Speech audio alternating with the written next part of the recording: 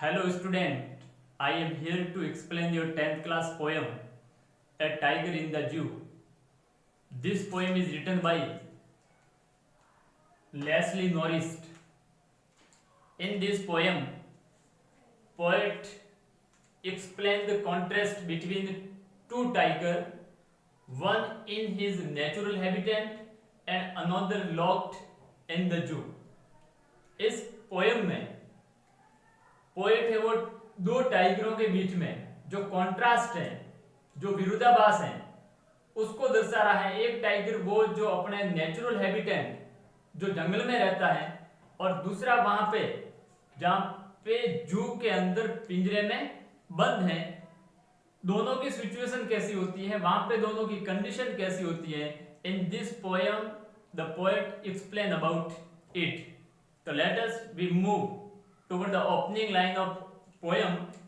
Here is, he stalks in his vivid stripe. The few steps of his gaze on pairs of velvet white in his quiet rest.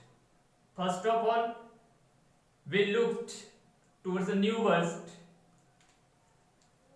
He stalked in his vivid means bright,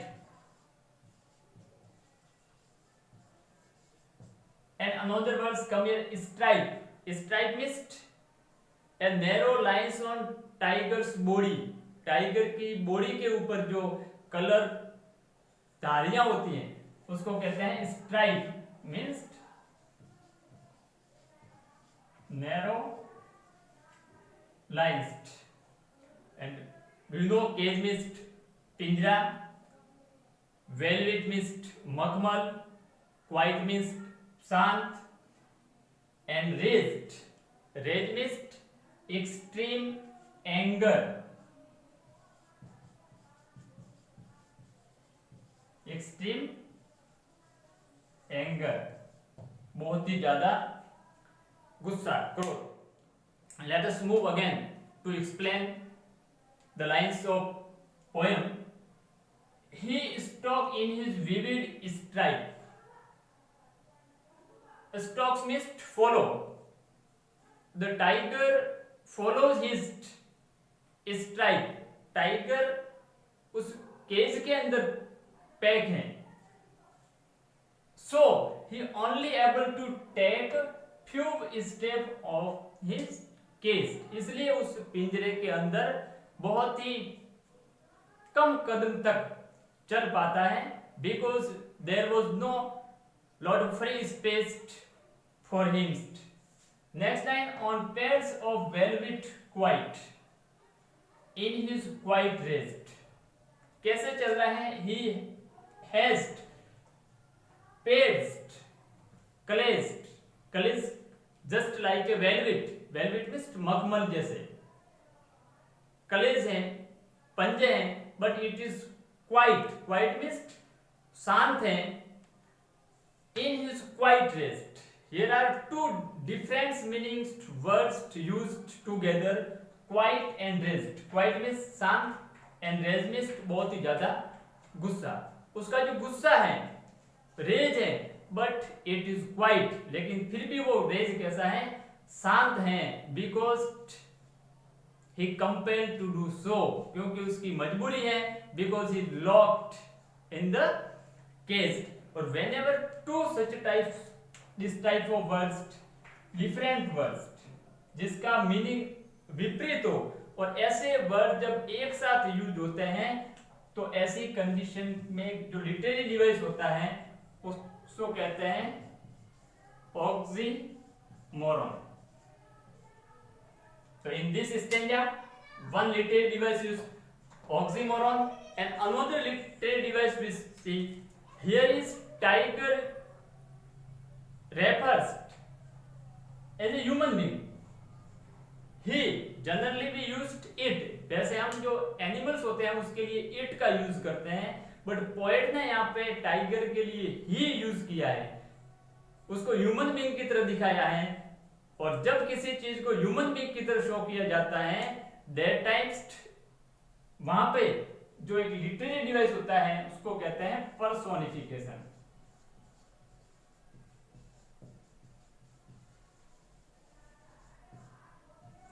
तो इस stanza में जो literary device दो हो गए, personification and oxymoron. Let us B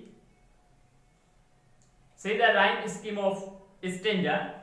First strike.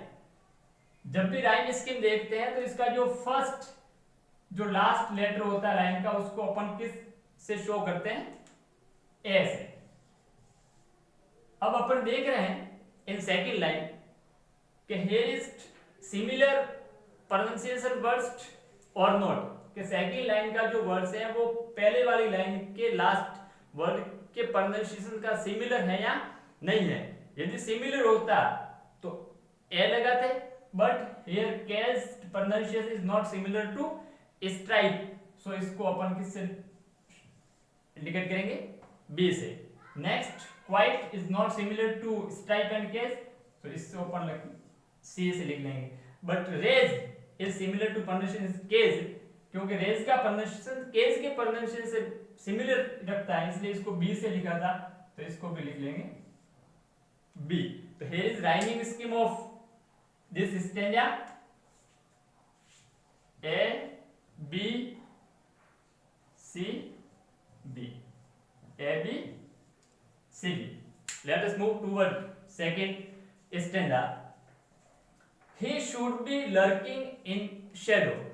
Lurking means hidden waiting, कहीं पे छुप करके किसका इंतजार करना, उसको कहते हैं लर्किंग। तो he should be lurking in Shadow.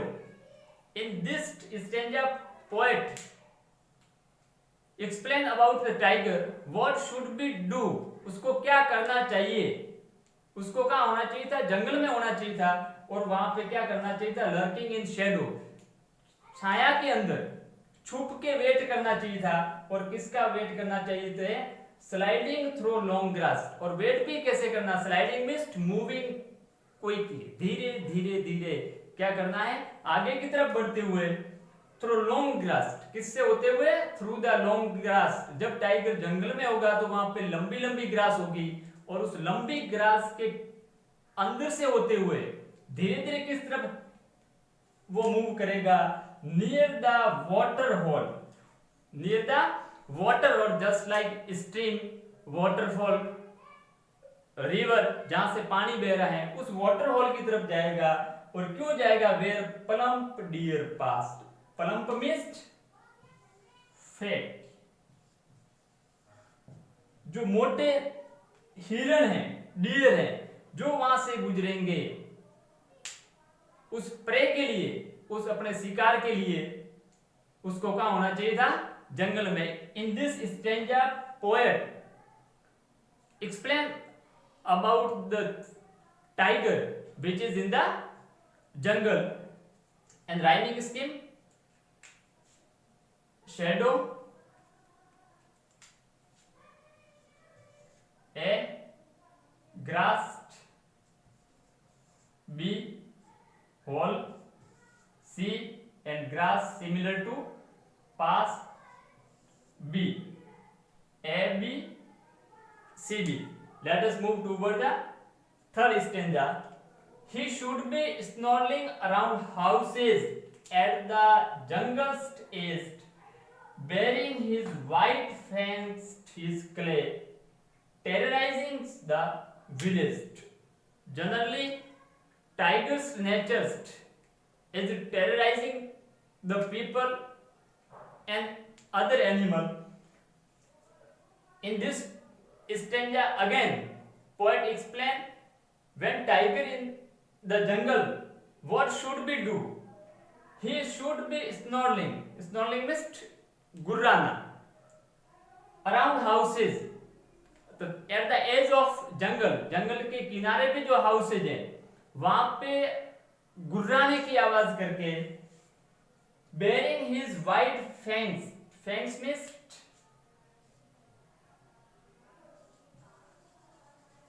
sharp teeth, जो उसके नुकीले दांत हैं उसको क्या कर रहा है, बेरिंग करते हुए, बेरिंग मीन्स शो, दिखाते हुए, अनकवर करते हुए, टेरराइजिंग, टेरराइजिंग मीन्स डराना, एट द जंगल सेज, जंगल के किनारे पे जो हाउस आए हुए हैं उन हाउस के लोगों को स्नॉर्लिंग, गुर्रा कर, शो हिज शार्प टीथ, अपने नुकीले दांत दिखाकर उसको दिखाना चाहिए, because it is the nature of tiger. Again you see the rhyme scheme of this line, housed, a, est, b, kale, c, and villaged is similar to as. In whole poem the rhyme scheme used a, b, c, b. Stanza, poet explained what must be done by tiger, but what happened with tiger, but he looked in a concrete cell. Concrete cell means, cell means a small room.